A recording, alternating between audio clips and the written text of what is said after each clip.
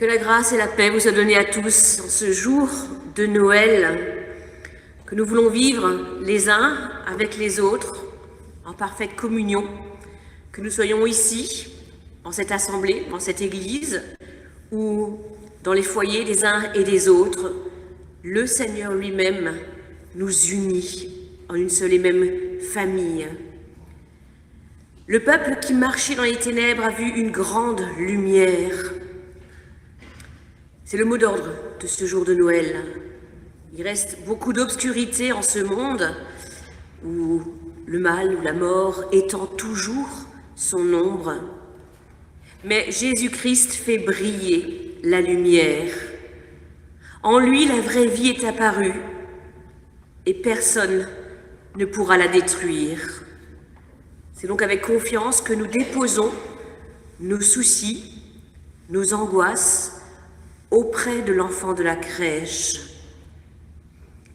Et pour vous rassurer aussi, sachez qu'un grand nettoyage, d'une heure de nettoyage et de désinfection a été effectué hier soir, après la veillée de Noël. Veillée que vous pouvez toujours voir sur YouTube, tapant en YouTube, et Paroisse protestante d'Egbolsheim.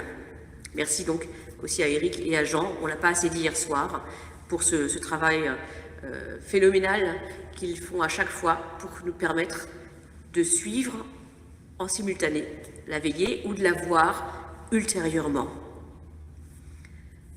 Chantons ensemble le cantique d'un arbre séculaire.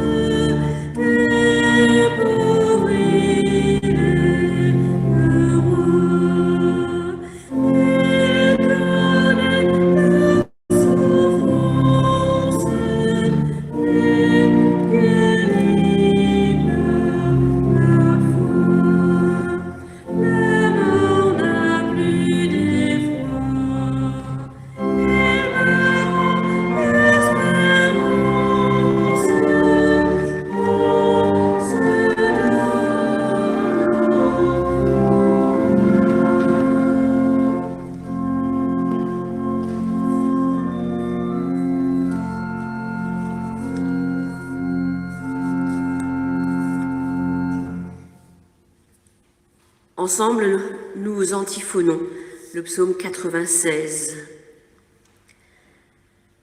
Chantez en l'honneur de l'Éternel un cantique nouveau. Chantez en l'honneur de l'Éternel, habitant de toute la terre. Chantez en l'honneur de l'Éternel, bénissez son nom. Annoncez de jour en jour son salut. Racontez sa gloire parmi les nations, ses merveilles parmi tous les peuples. Famille des peuples, rendez Rendez à l'Éternel gloire et honneur. Rendez à l'Éternel la gloire due à son nom. Apportez-lui des offrandes et entrez dans ses parvis. Prosternez-vous devant l'Éternel avec des ornements sacrés. Tremblez devant lui, habitants de toute la terre. Que le ciel se réjouisse, que la terre soit dans l'allégresse.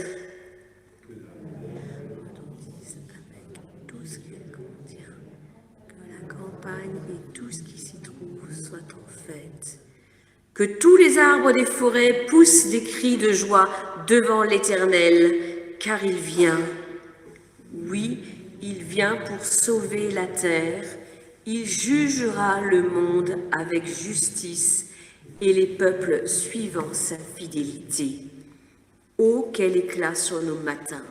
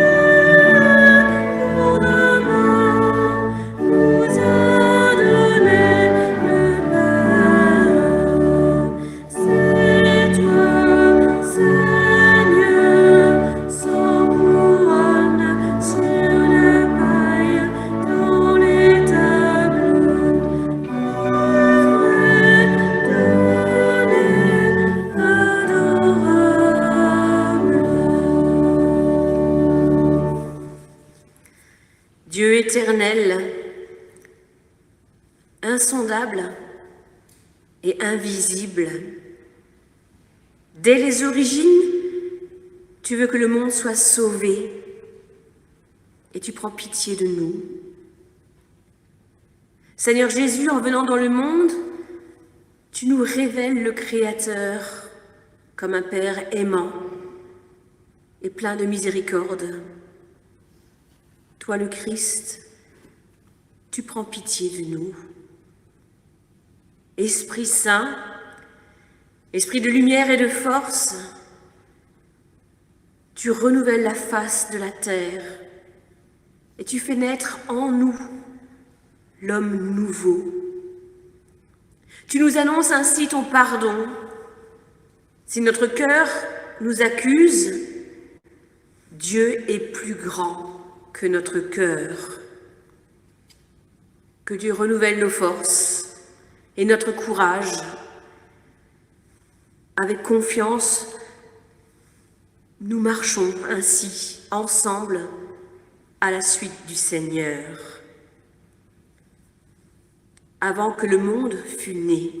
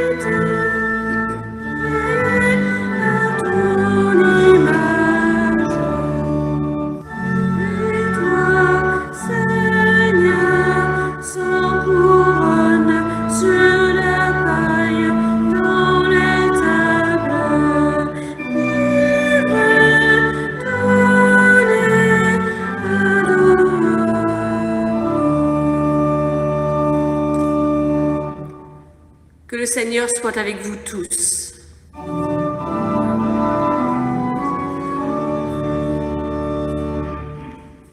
Dieu Sauveur, ton Fils est devenu homme.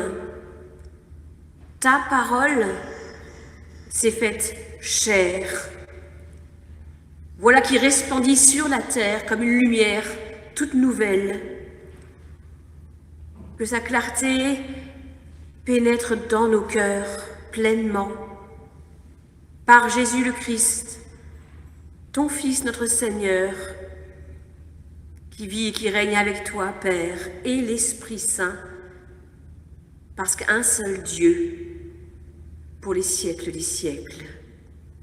Amen.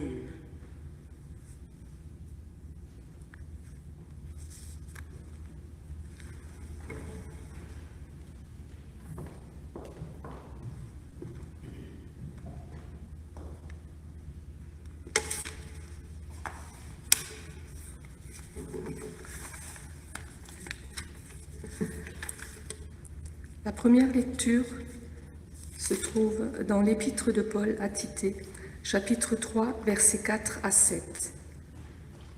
Mais lorsque la bonté de Dieu, notre Sauveur, et son amour pour les hommes ont été manifestés, il nous a sauvés non à cause des œuvres de justice que nous aurions faites, mais selon sa miséricorde par le baptême de la régénération et le renouvellement du Saint-Esprit, qu'il a répandu sur nous avec abondance par Jésus-Christ notre Sauveur,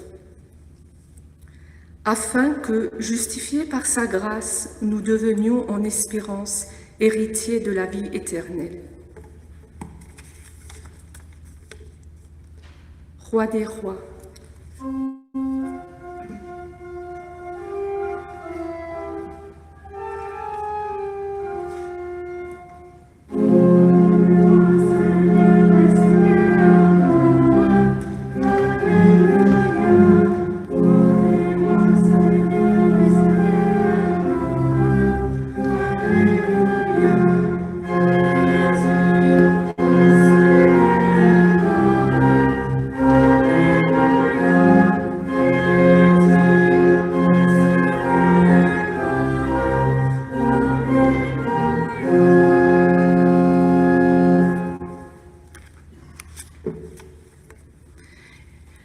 Et nous lisons dans l'Évangile selon Jean, le chapitre 1, les versets 1 à 5 et 9 à 14. Au commencement, la parole existait déjà. La parole était avec Dieu et la parole était Dieu. Elle était au commencement avec Dieu. Tout a été fait par elle et rien de ce qui a été fait n'a été fait sans elle. En elle, il y avait la vie, et la vie était la lumière des êtres humains. La lumière brille dans les ténèbres, et les ténèbres ne l'ont pas accueillie. Cette lumière était la vraie lumière qui, en venant dans le monde, éclaire tout être humain. Elle était dans le monde, et le monde a été fait par elle. Pourtant, le monde ne l'a pas reconnue. Elle est venue chez les siens, et les siens ne l'ont pas accueillie. Mais à tous ceux qui l'ont acceptée, à ceux qui croient en son nom, elle a donné le droit de devenir enfants de Dieu. Puisqu'ils sont nés, non du fait de la nature, ni par une volonté humaine, ni par la volonté d'un mari, mais qu'ils sont nés de Dieu.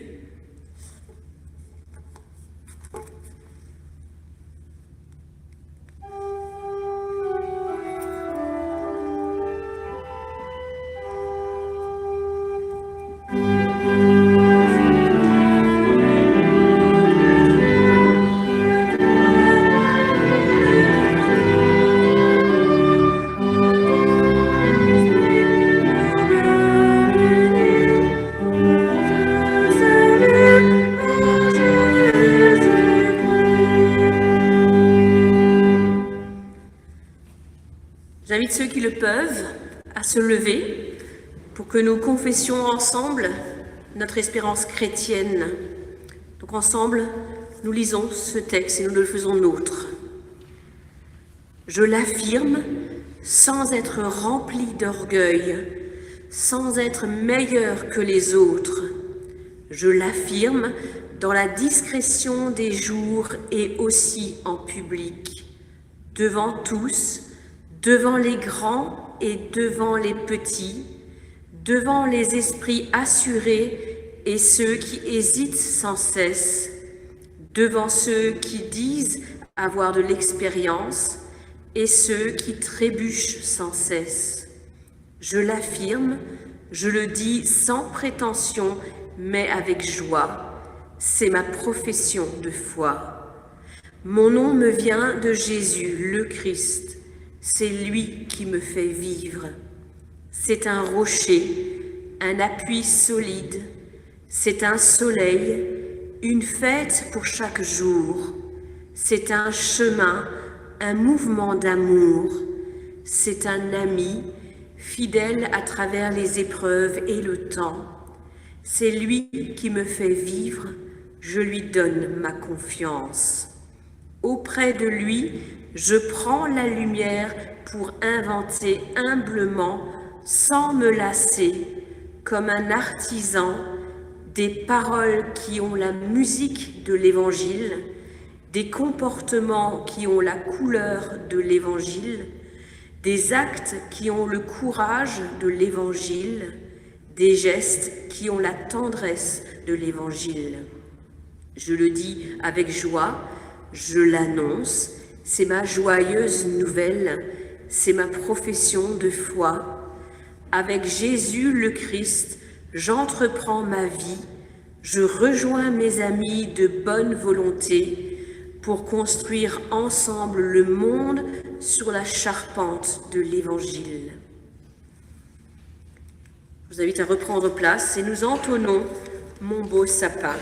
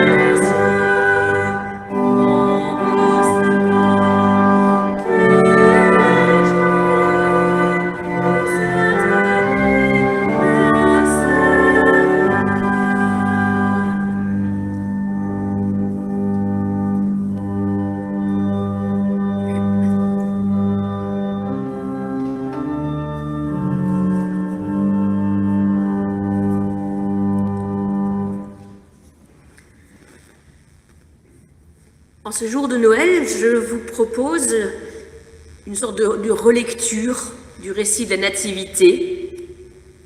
Déjà, le dimanche dernier, avec les enfants, pour la fête de Noël des enfants, dans le conte de Noël qu'on avait évoqué, l'âne avait bon rôle. Il était plus futé que le bœuf, plus posé. Maintenant, parlons de ses peurs, les peurs de l'âne. L'âne discute dans une étable de Nazareth avec ses congénères. En ce temps-là, dit l'âne, j'étais avec mes congénères, dans une petite étables à Nazareth avec mon maître. Mon maître, ma maîtresse, qui était sur le point d'accoucher. Et voilà qu'on m'annonce, allons donc à Bethléem. Bethléem, c'est à des heures de route. Mon maître n'est plus si jeune que ça. Ma maîtresse va bientôt avoir son enfant. Et moi, je n'ai jamais marché aussi longtemps.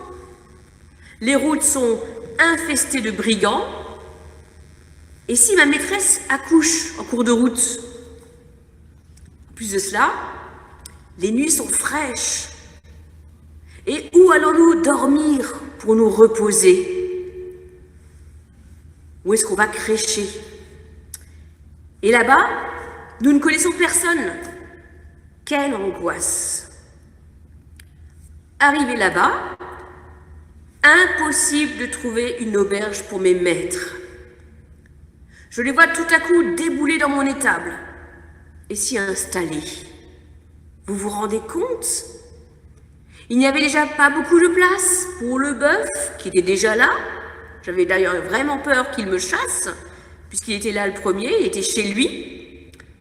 Et en plus de ça, les humains investissent les lieux. Un comble. Comment voulez-vous que je sois serein dans un tel contexte? Que d'angoisse, que de peur. Et voilà que ma maîtresse commence à avoir des contractions. Et si l'accouchement se passe mal? Et si le bébé est mort? Mon Dieu, quelle horreur! Comme j'avais peur. Devant tant d'émotions, de sentiments déroutants, notre âme, qui a peur de tout, décide d'aller sortir de l'état, d'aller prendre l'air. Grand peureux qu'il est, il semble porter toutes les peurs, toutes nos peurs, les peurs de tous les humains. L'âne laisse donc Marie et Joseph dans l'étable. Il va faire un tour dehors. Et en se promenant ainsi dans la campagne de Bethléem, il croise un troupeau de moutons avec leurs bergers. Mais même ces bêtes-là et ces hommes armés de bâtons et de houlettes lui font peur. Ils vont peut-être aussi le chasser lui à coups de bâton. Encore une angoisse. Et là, soudainement, l'âne voit le ciel s'ouvrir et un drôle d'individu vêtu de blanc, ni vraiment homme, ni vraiment femme, mais qui ressemble à un être humain. Avouez que la vision est un peu déroutante, angoissante.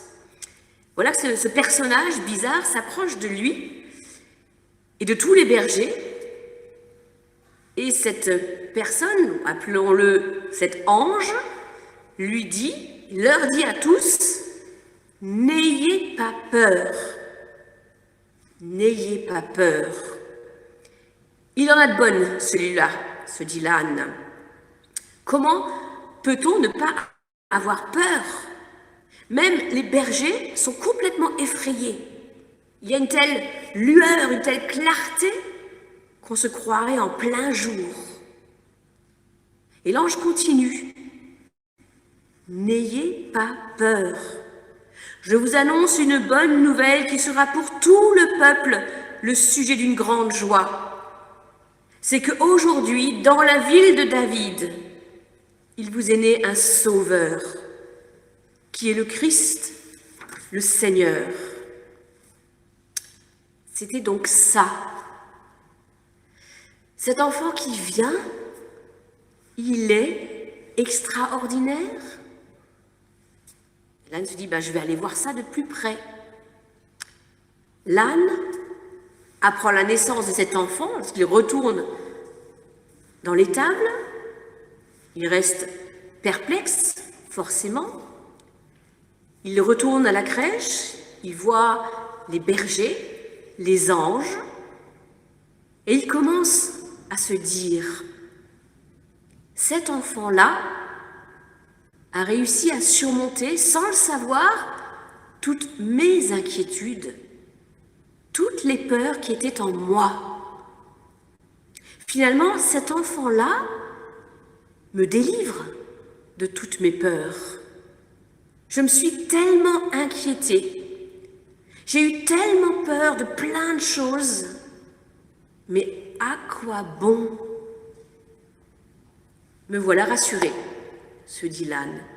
Tellement de peur, d'inquiétude, alors que cet enfant, ce bébé, ce petit Jésus, m'aide à surmonter toutes mes peurs, parce qu'il efface tout ce qui peut me faire peur.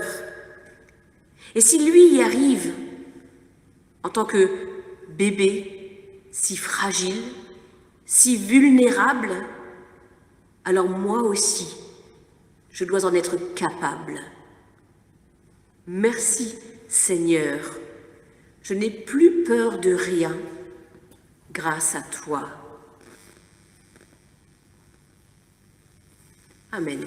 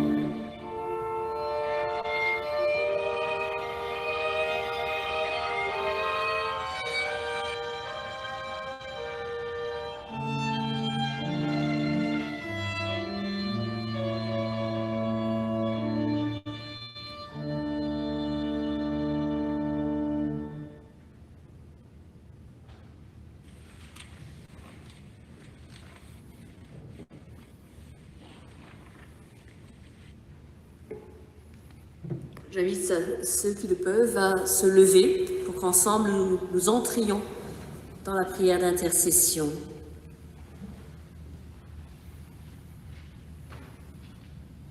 Gloire à toi, Seigneur, pour la naissance de ton Fils, Jésus-Christ. Il est venu éclairer la nuit des hommes. Par lui, tu révèles ton amour et ton salut.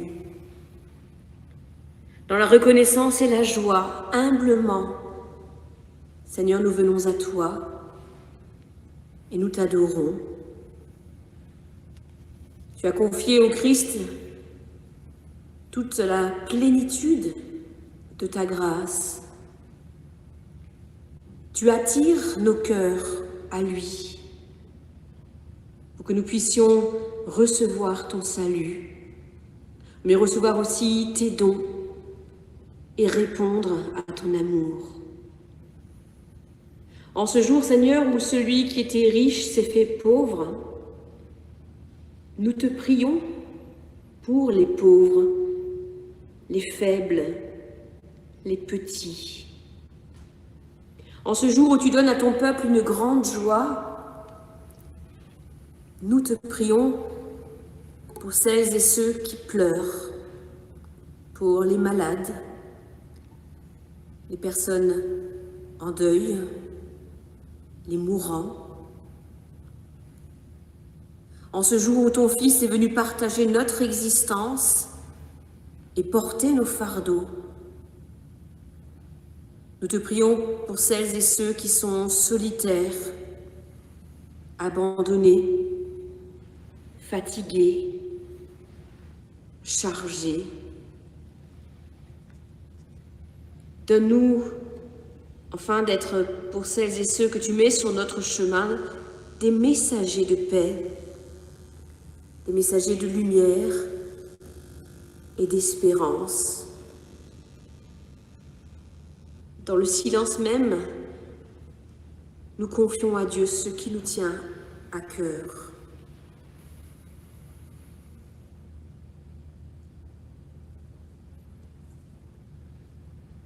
Et ensemble, prions.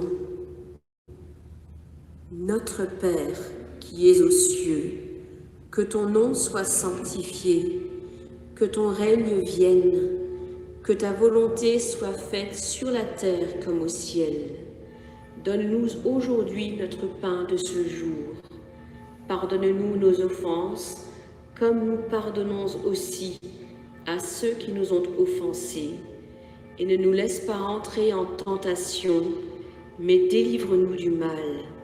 Car c'est à toi qu'appartiennent le règne, la puissance et la gloire au siècle des siècles. Amen. Nous chantons les 3 strophes du cantique, les anges dans nos campagnes.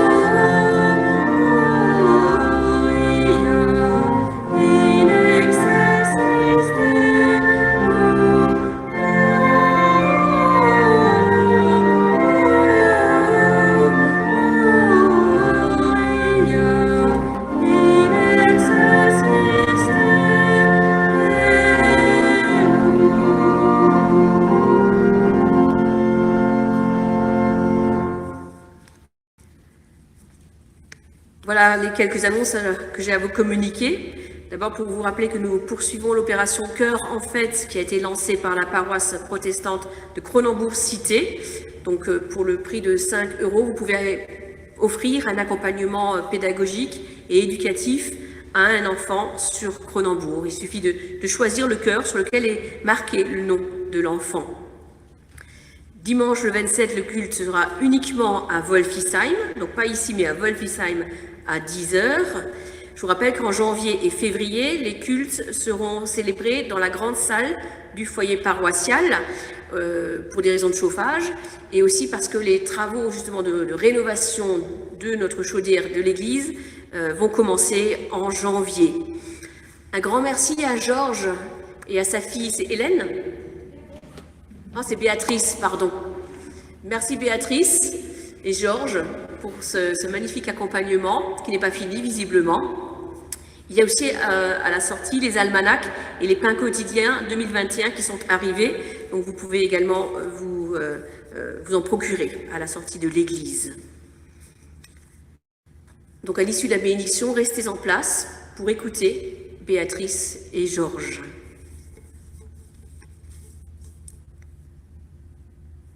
Recevons la bénédiction du Seigneur. Que le Seigneur te bénisse et te garde. Que le Seigneur fasse briller sur toi son visage et qu'il t'accorde sa grâce. Que le Seigneur tourne vers toi son visage et te donne la paix. Ainsi, que le Seigneur notre Dieu fasse disparaître en nous toutes nos peurs. Amen.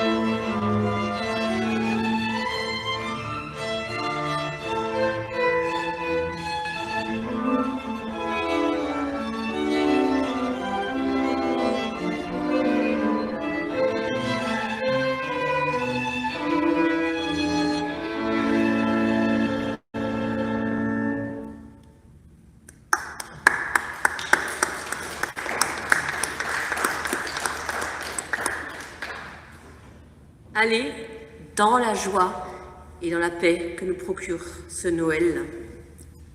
Amen.